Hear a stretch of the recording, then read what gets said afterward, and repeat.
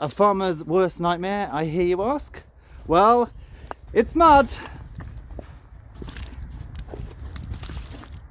Now I know if you're a farmer, mud is something you just have to deal with on a yearly basis. But boy, oh boy, my God, it is so frustrating. Not only physically, because you're squelching around the farm and you're trying to deal with animals whose bedding won't stay clean, who are wading through mud, who are poaching fields because it's too wet and they're just turning the grass into the mud.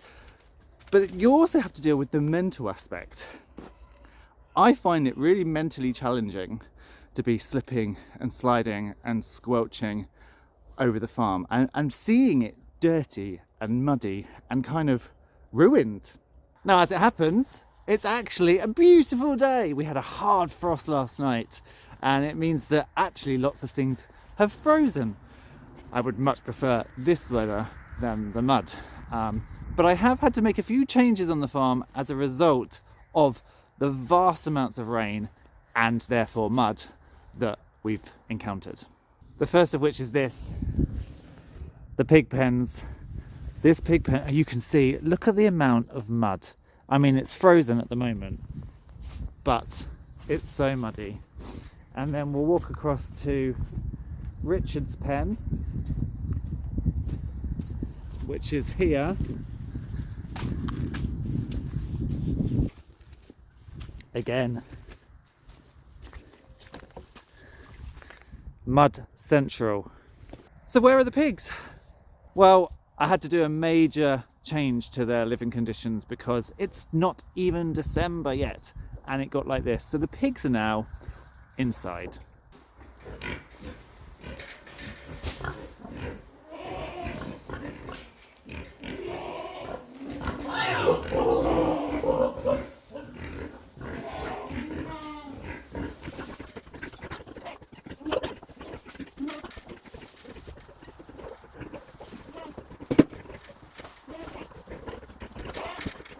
So quite frankly, I couldn't cope with the mud, going to the pigs and wading through all of the stink, and also feeding them.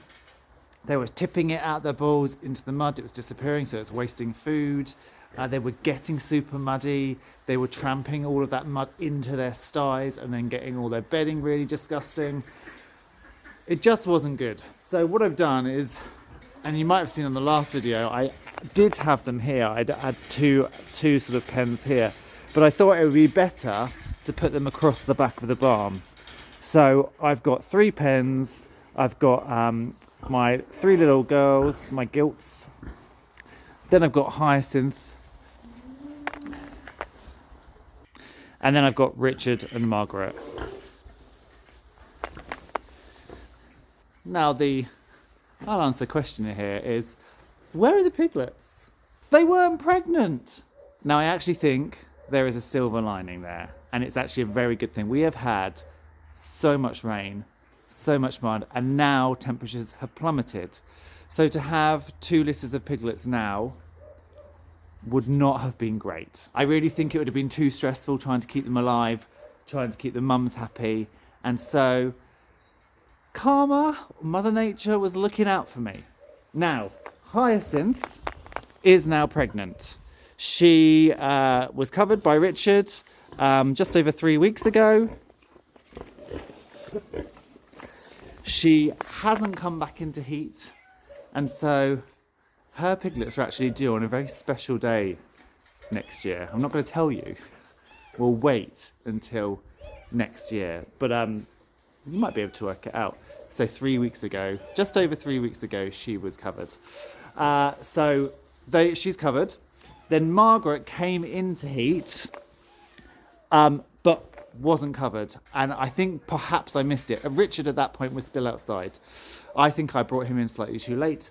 So I've decided just to keep them together for now. So I'm not worrying about trying to watch whether she becomes puffy and has any discharge. And this way she can just be with Richard and then I can keep an eye on them. And then the plan actually is to sell these 3 and then split Margaret into her own pen, and so each will have their own pen for winter, and then they'll go back outside in the spring when it's much nicer weather. Now some of you might be thinking, well, what's he going to do in the barn then for lambing? I have a cunning plan. So obviously the barn is currently a pigsty, quite literally. I've got to clean out all of this muck, and there's lots of debris around which was sort of down that corner and neat and tidy. But my main aim, so I am going, now I've got the caravan, I am going to have the pregnant ewes on this side. So I'm going to remove all this cardboard. Obviously it's going to go over to the market garden. That side's going to be completely cleaned up, and my pregnant ewes are going to go out there, so I can literally look out the caravan window and see. Then I'm going to remove this partition, this one partition here, so that I can bring the ewes through, and then my bonding pens are going to be on this side. So I don't need to partition off a big area. I can just have the pigs at that end, and then my bonding pens here, and then all my ewes that are waiting to give birth over there. But that obviously isn't till the end of February. For now, let's go and actually see on the lambs from this year. Hello.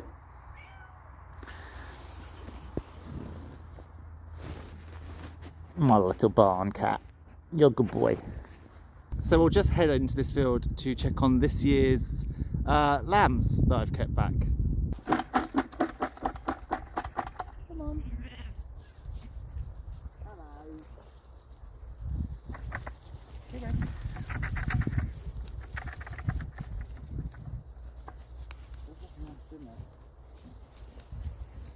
So these are 6 ewe lambs that I have kept back. I did lose a couple of lambs earlier on in the year to barber pole.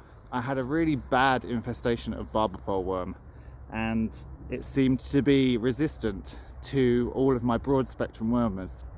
So I managed to get a really narrow spectrum wormer, dosed everybody, and they're all great now. So I've got 3 Jacobs left. I have 1 Norfolk Horn ewe lamb that I've kept. She's a beautiful, stocky, good lamb. I haven't come up with names yet. I think I might call her Hippolyta, along the Shakespearean theme. And then of course I have our Susan's kids, Missy and Lola, which I'm gonna keep because I'm a soft touch. But actually they're very nice lambs. I think they'll grow up nice, and they will give me some good meat lambs in the future, I think.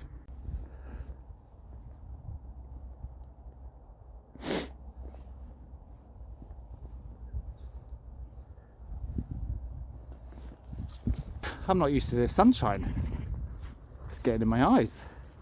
I generally check the lambs at least once a day because they're very good and they don't escape from the field, although they probably will now, I've said.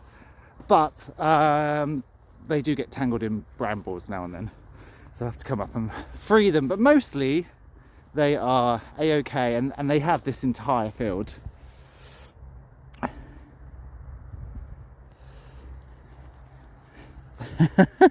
And they follow me everywhere, don't you guys?